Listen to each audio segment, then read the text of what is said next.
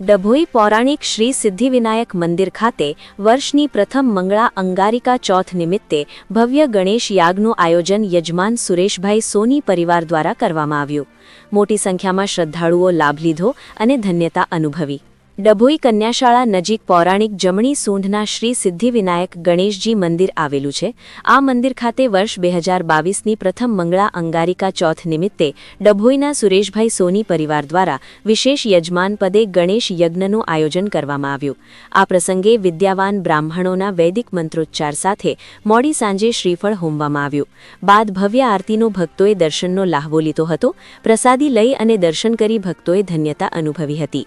Reporter જ્યોત્સનાબેન પરમાર, ડભોઈ. આજે વર્ષની પહેલી અને મંગળા અંગારકી ચોથ પણ કહેવાય, એનો આજે ખૂબ સરસ સંયોગ છે ને આજના જ દિવસે લગભગ 18 વર્ષ પછી શ્રી સુરેશભાઈ સોની કન્યાદાન જ્વેલર્સ પરિવાર તરફથી ગણેશ યાગનું ભવ્ય આયોજન કરવામાં આવ્યું છે અને લગભગ સવારે 9 વાગ્યાની પૂજા ચાલુ થઈ ને 6 વાગે નારિયેલ હોમાઈ ને એની પૂર્ણાહુતિ થઈ છે.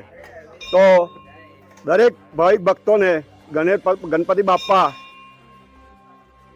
આશીર્વાદ આપે કે દર વર્ષે આવું નવું સુંદર આયોજન અને પવિત્ર આયોજન ગણેશ યાગનું થાય અને ટ્રસ્ટી મંડળ તરફથી કન્યાદાન જ્વેલર્સ પરિવારનો અમે ખૂબ ખૂબ આભાર માનીએ છીએ.